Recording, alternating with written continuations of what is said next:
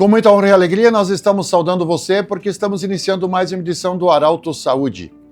Arauto News 89,9, também em Arauto Play, no YouTube.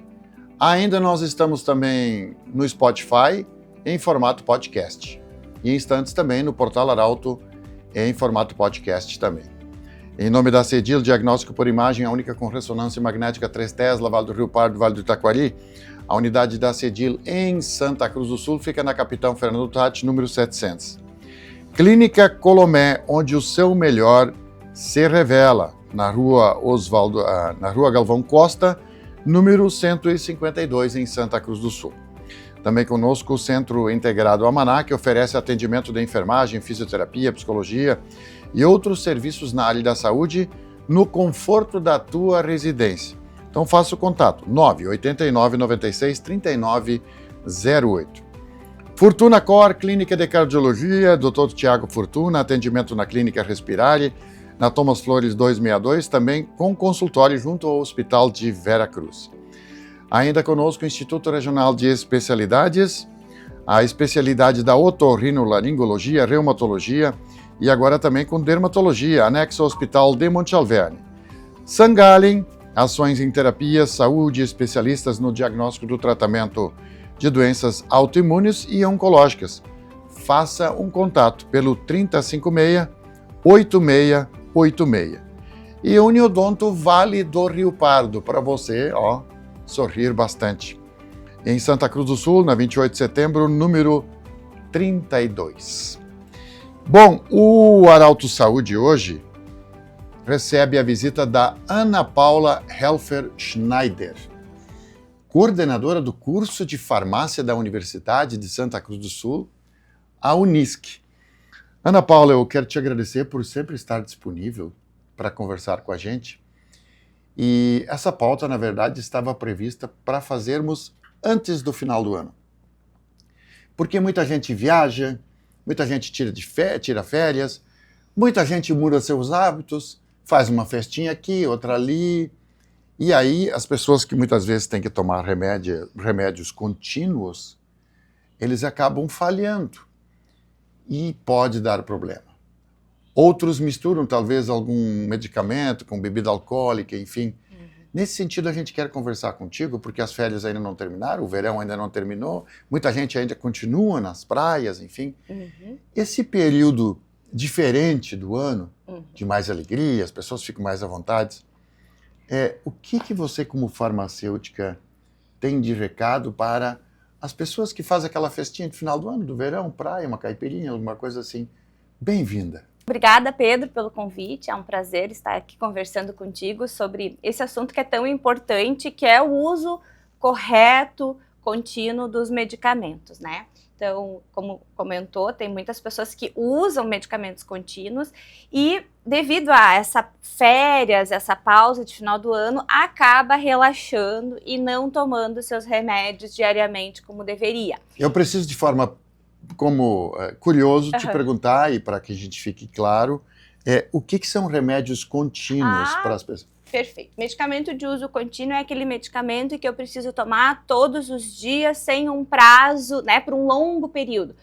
Hipertensão, né, a pressão alta, alguns antidepressivos, diabetes, doenças que a gente diz, doenças crônicas, né? Então, problema de colesterol alto, né? Então, esses medicamentos que eu tenho que tomar todo dia para controlar uma doença que é por um longo crônica, prazo ou por resto da vida? Por um longo prazo ou por um resto da vida. Certo. E aí, chega as festas de final de ano e as pessoas tendem a relaxar nesse cuidado com a sua saúde, porque, né, acaba aumentando a ingestão de bebida alcoólica, né, ou vai pra praia e esquece o medicamento, né, vai pro rio, enfim, vai, né, dá aquela relaxada e para de tomar os seus remédios. E isso é um risco, porque podem, a partir daí, surgir complicações, então ter crises hipertensivas, né, aumentar a chance de ter ali uma doença no coração. Então, a gente pode relaxar, mas a gente não pode relaxar com o tratamento dos seus medicamentos, porque isso vai ter consequências a longo prazo, né? Tem questões também, né, doutora? É importante a gente falar que daí você conversa com o teu médico. O médico vai saber dizer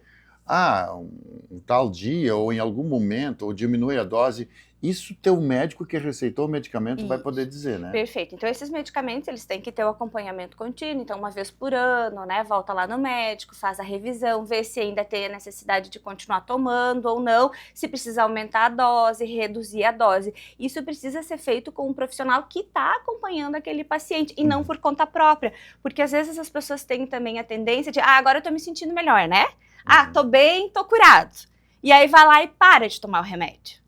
E aí que mora o risco, porque quando tu para de tomar por conta própria, pode vir uma consequência muito pior e ter uma complicação muito pior. Ter, digamos, uma recaída, ou ter, né, eu vou pensar aí no coração, né, eu tomo todo dia o remédio lá para hipertensão. E aí, claro, eu vou na farmácia, verifico se a pressão tá boa e percebo que sim, minha pressão tá controlada, tá tudo certinho. Aí, tô curado e para de tomar o remédio.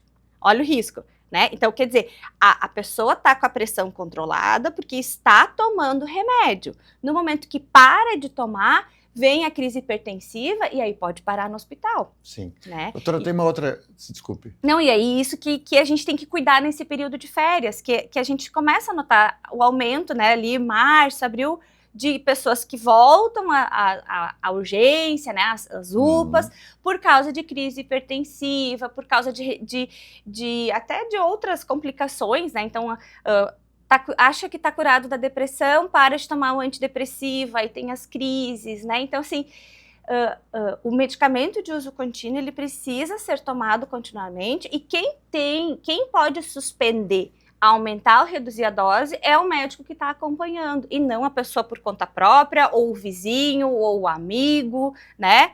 Então, precisa ter esse cuidado e nesse momento de férias, a gente pode relaxar, mas não relaxar com o cuidado na saúde e não esquecer de tomar o remédio diariamente, todos os dias, né? Como vem fazendo ao longo dos anos. Sim. Doutora, tem uma outra questão. Bebida alcoólica, a gente sabe que na maioria dos eventos, festa de final do ano, que já passou, mas vai vir outro, na praia, é comum, a gente pode ver as pessoas tomando uma caipira, algum brinde, alguma coisa nesse sentido. Também vale a mesma pergunta. Perfeito. O médico tem alguns medicamentos que tem, porque nós somos química, né? Sim. Para alguns talvez não dê efeito imediato, mas pessoas que bebem, algumas não têm modificações, mas outras ficam mal-humoradas, outras ficam irritadas, outras ficam mais alegres, outras ficam ressacadas. Ou seja, todas as pessoas têm suas reações de forma particular. Pessoas que tomam medicamento, não só os contínuos, mas que eventualmente estão tomando um medicamento como anti-inflamatório, antibiótico, alguma coisa.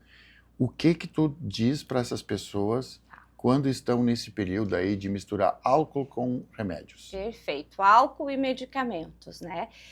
Isso é uma questão que sempre aparece para a gente na farmácia, enquanto farmacêutico. Tem, né, muitas pessoas perguntam para a gente, eu vou ter uma festa final de semana, vou pro carnaval agora, né? Vai vir o carnaval em fevereiro, e vou tomar uma bebida.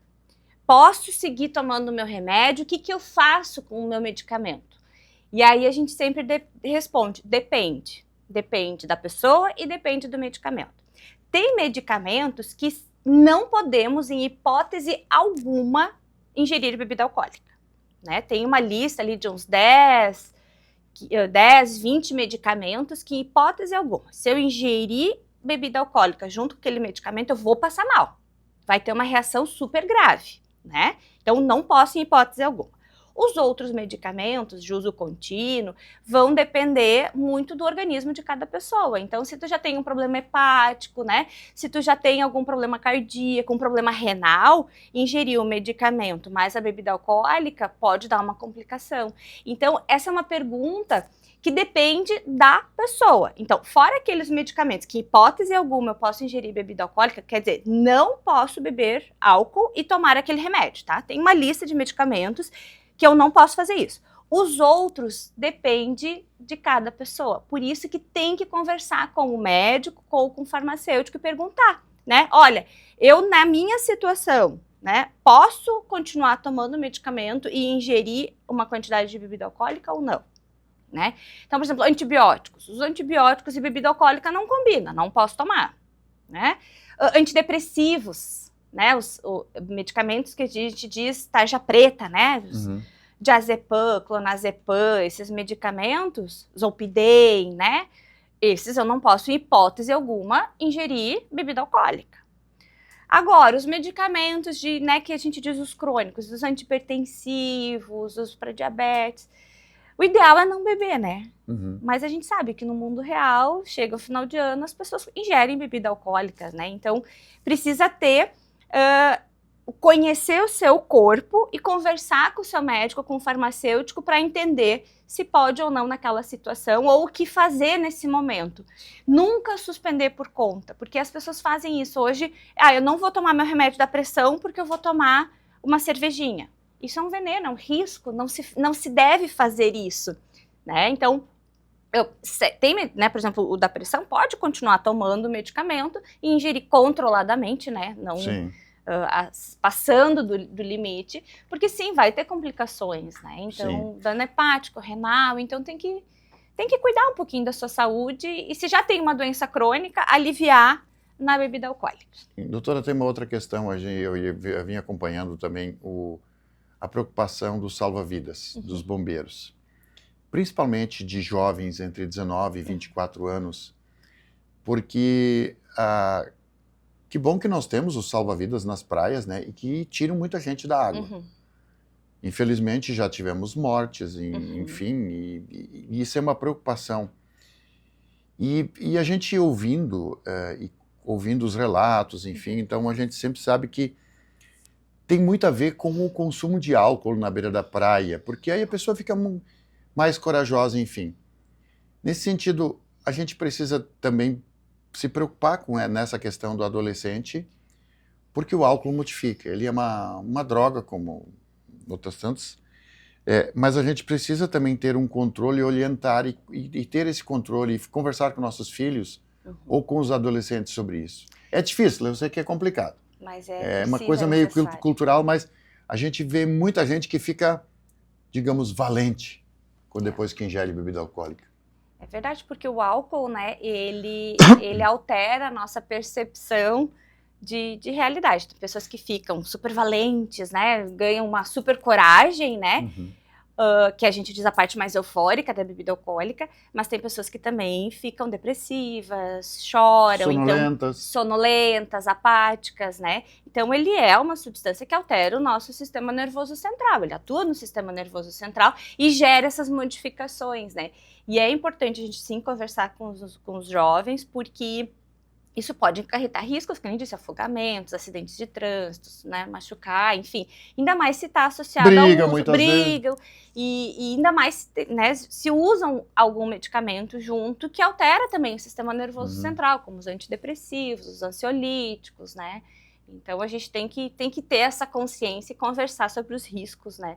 Sim, tem uma outra coisa, doutora, a questão é quando a gente fala desses períodos assim, onde as pessoas muitas vezes saem do seu habitat.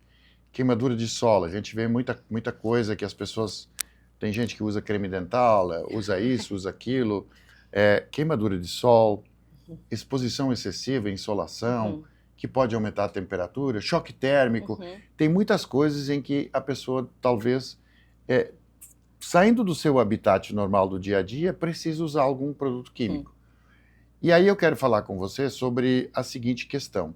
Às vezes produtos que são usados na pele, as pessoas acham que fica na pele. Não, nós absorvemos isso. As questões do cuidado quando se usa um produto químico, mesmo sendo na pele, para olhos, para o nosso corpo de forma geral. Perfeito. Então, bem colocada a questão das queimaduras solares, né? A gente tem agora... O sol, ele parece que está mais forte, né? A gente sente a temperatura né? E ele queima e causa lesões, bolhas, né? E vermelhidão. E aí a gente tem que ter, sim, cuidado do que passar, porque que nem pasta de dente nem pensar, né? Numa queimadura solar, botar pasta de dente, tu vai causar uma lesão maior ainda na pele. Então, passar sempre hidratantes, né? Pedir orientação, inclusive na farmácia, não ir comprar por conta, se for na farmácia comprar, até porque dependendo do produto que tu vai passar, né? Vai passar um corticoide, uma outra substância, vai ter sim a absorção, né? Vai entrar na corrente sanguínea, não é porque é na pele que ele não vai entrar para, né, a corrente sanguínea e ter uma ação em todo o corpo. É mais difícil, claro, mas a gente tem que ter esse cuidado, essa atenção que todo produto que a gente passar na pele, ele pode sim ser absorvido e interagir com outras, né, com outros medicamentos, com outras substâncias e causar alterações no corpo.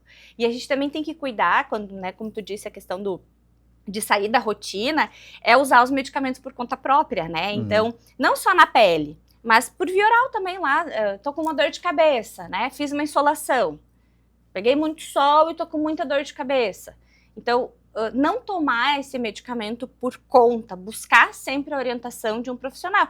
E, né, eu sou farmacêutica, a gente tem muitos farmacêuticos aí, né, nas farmácias, chamar esse profissional e dizer, olha, eu fiz uma insolação, que medicamento eu poderia tomar, tem alguma coisa para passar na pele, pedir essa orientação e não fazer totalmente por conta ou por indicação de um amigo, vizinho, de alguém que é leigo, né, que não tem o conhecimento técnico, para a gente cuidar melhor da nossa saúde, né? Tem então, uma a outra questão, nós seguidamente, eu vi muito agora, até porque nós tivemos alguns locais onde, olha, chega a ser triste de olhar a poluição, garrafa, lata, enfim. E o que muitas vezes pode provocar um acidente, né? As pessoas pisam em algum vidro, alguma coisa dentro da... Nesse sentido, como deve fazer nesse caso? Eu sei que não é bem da tua área, mas já para orientar, o que a pessoa deve fazer quando ela sofre uma lesão dentro da água, pisa em alguma coisa desconhecida que ela não sabe o que foi? Sim. A quantidade de lixo está realmente grande, a gente se assusta, não, né, quando terrível, vai, não, assim, não dá para, né, no o Rio, que nós vimos no gente final olha, do ano realmente. É espantoso. E aí é cacos de vidro. Caco de vidro é o maior risco, né? As latinhas que ficam também, né? Então a pessoa pode pisar, cortar. Então toda vez que tiver um corte, né? É importante limpar, né? Então lavar com água, se tiver um spray antisséptico, né? Então fazer a limpeza. E claro, dependendo do tamanho da lesão, vai precisar fazer pontos. Então tem que ir buscar, né, uma orientação, ir numa UPA, no serviço, no postinho, até porque tem que ver a questão da antitetânica, se tem a vacina, né, porque tem o risco do tétano, tem o risco de outras doenças associadas a esse corte.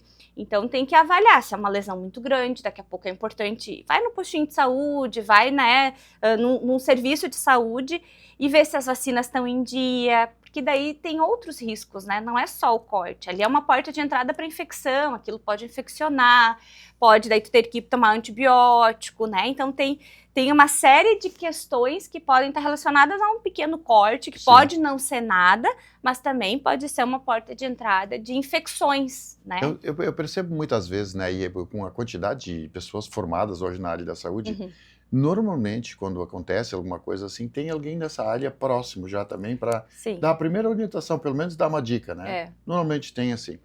Doutora, uma outra questão, quando a gente sai do nosso habitat, porque as pessoas que tomam medicamentos contínuos, ou quando alguém eventualmente precisa tomar, já está lá, a pessoa guarda ou na geladeira ou em algum lugar, mas quando vai viajar, aí pega sol, ainda mais agora nesse período, a importância de armazenarmos os medicamentos no lugar, porque o sol, esse excesso de calor também transforma. Se estraga alimentos, com certeza o medicamento também. Sim, o medicamento ele é um produto químico, né? Então é uma substância química, como, né, a gente já tinha comentado antes, ele é uma substância química, é um produto químico. E esse produto químico, ele pode, daí imagina esse produto como, né, vou puxar a química lá do colégio, né? Sabe aquelas estruturas químicas bonitas lá, né? Que muita gente pegou ranço no tempo da escola, mas tudo bem, existe essa estrutura química. E essa estrutura química do medicamento, ela pode sofrer alterações, porque ela é uma estrutura, né? E ela pode, com o calor, se modificar. Não só o calor e umidade.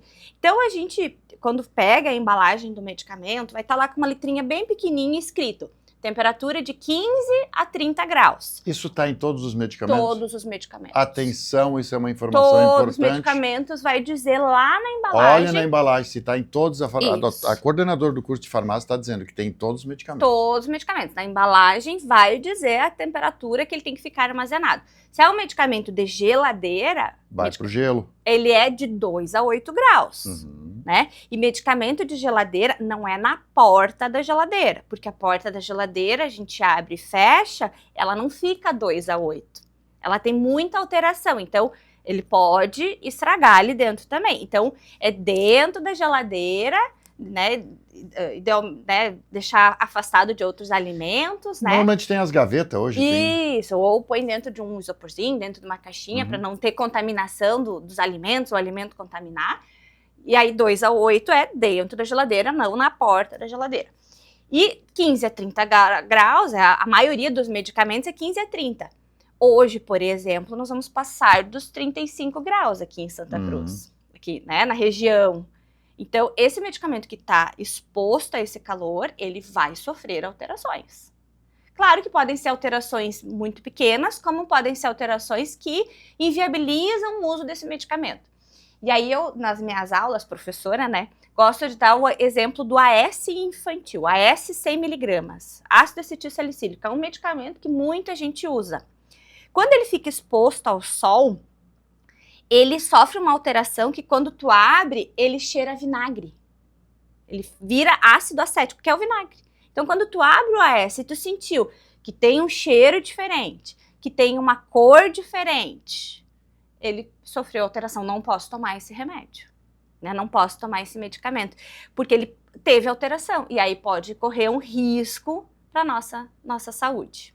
E muitas vezes a gente vê, inclusive em exposições, né? A gente pode, por isso que esse recado vai para as farmácias também. Sim. De não deixar medicamentos expostos ao... Isso é uma das coisas que a gente sempre diz, a vigilância sanitária também controla muito isso, né? Aonde esses medicamentos estão expostos. Não pode estar exposto à incidência da luz, né? Não pode guardar no porta-malas do carro, né? Às vezes os representantes de medicamento gostam muito de guardar dentro dos porta-malas, tem que cuidar, né? Então, assim... o medicamento, ele é um produto químico e eu não posso deixar ele exposto ao sol, umidade, que ele vai ter alterações químicas. E aí, a nossa importância em casa. Se em casa perceber que mudou cor, cheiro, consistência, eu não posso tomar. Sim. A questão de, por exemplo, você sair de casa, porque tem muitos medicamentos hoje que você não consegue comprar sem o receituário. Ah, sim. A importância de se preparar nesse sentido... de ter, para não esquecer, ou fazer, como é que se faz isso quando se esquece uma receita, por exemplo, ou o medicamento, como é que vai? Está longe de casa, e aí? Ah, pois então. Esse é o que... Tem medicamentos que são de uso contínuo que eu vou precisar da prescrição médica, né? Que sem prescrição médica eu não consigo ir na farmácia comprar.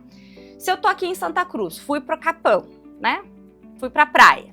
E esqueci, preciso do meu medicamento, eu vou ou entrar em contato com o meu médico daqui de Santa Cruz, e ele vai fazer uma receita digital, se possível, ou então eu vou ter que ir lá em Capão buscar um serviço de saúde, né? Então consultar para pedir a renovação dessa receita. Hoje tem, a grande maioria já consegue. O médico tá no WhatsApp, tem... Mas é um risco, porque acontece, isso pode acontecer, né? Vou viajar, fui pra praia, esqueci meu remédio, esqueci minha receita.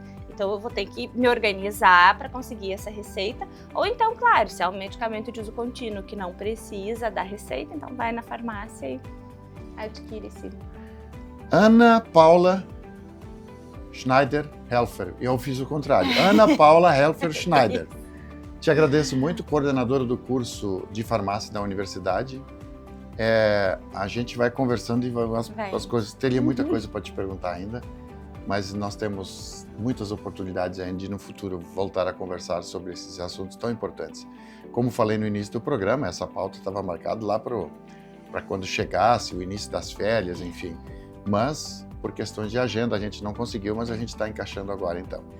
Te agradeço muito a tua visita e eu quero lembrar que você pode continuar, depois esse programa vai ficar armazenado e disponível no portal Arauto em formato podcast. Você também pode acompanhar no Spotify em formato podcast, mas também lá no YouTube.